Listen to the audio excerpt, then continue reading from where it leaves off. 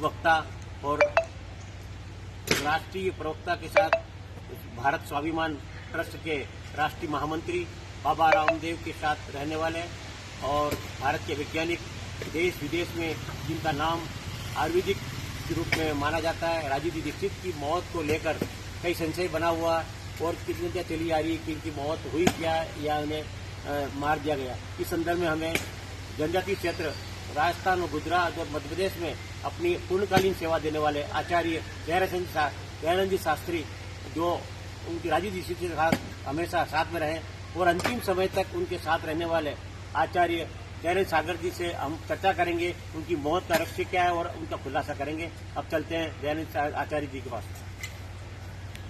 दया सागर जी, आप राजीव जी दीक्षित के साथ कई वर्षों तक साथ रहे और अंतिम समय भी आप उनके साथ रहे।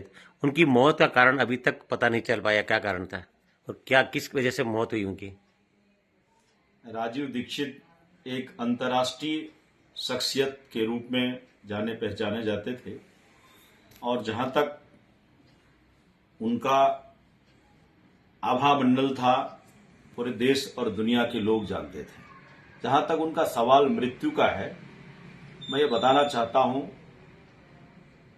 30 नवंबर 2010 को मैं उनके साथ ही था। एक हफ्ता पहले छत्तीसगढ़ के कई जिलों में कई कार्यक्रम हमने उनके करवाए। जिस दिन उनकी मृत्यु हुई, हम उस दिन बेमेतरा में थे। बेमेतरा में सभा हुई दोपहर में, उसके बाद शाम की सभा भिलाई में थी, जो दुर्ग जिले में पड़ता है।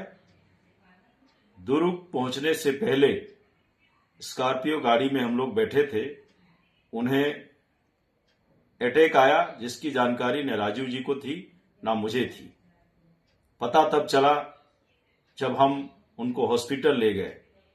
वाकया यूं हुआ कि हमारे कार्यालय में पहुंचने से पूर्व उनका शरीर पसीने से लथपथ हुआ। वो बाथरूम जाना चाहे, बाथरूम ले गए। मुझे शंका हुई तो मैंने डॉक्टर नायक, जो दुर्ग में उस समय चिकित्सा कर रहे थे, उन्हें बुलाया। उनसे बातचीत हुई तो उन्होंने उनका चेकअप करने के बाद कहा कि आचार्य जी, इनको मेजर अटैक आया हुआ है, आप इनको तुरंत हॉस्पिटलाइज करिए।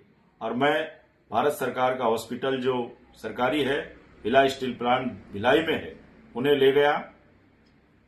उनकी चिकित्सा प्रारंभ हुई।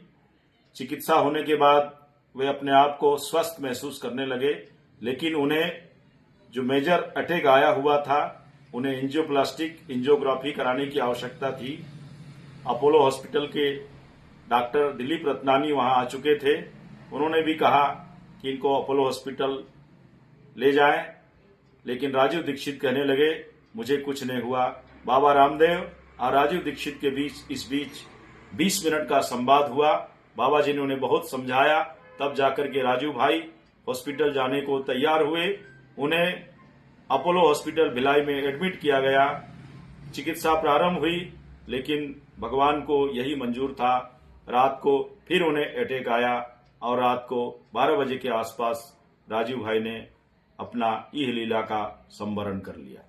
जो ये कहा जाता है कि उनकी मौत एक साजिश है, ये कोरा बकवास है, कोरा झूठ है, जो सत्य के आधार पर टिकता ही नहीं है।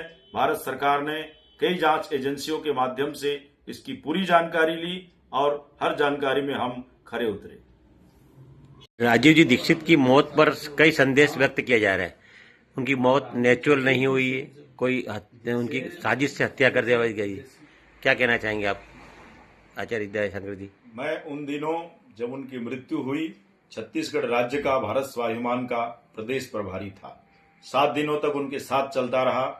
रही बात उनकी मृत्यु की, कोई कहता है जहर दे दिया, किसी ने कहा कुछ और भी कहा, लेकिन मैं सत्य बात ये कहना चाहता हूं। शंका यूं हुई कि जब 1 दिसंबर को रात्रि को हरिद्वार में उन्हें जो बर्फ के आधार पर डेड बॉडी को रखी जाती है रखा, प्रातःकाल जब 2 दिसंबर को उनकी बॉडी खोली गई तो मुंह के किनारे से जो है कुछ नीला नीला सा पदार्थ निकलता हुआ दिखा।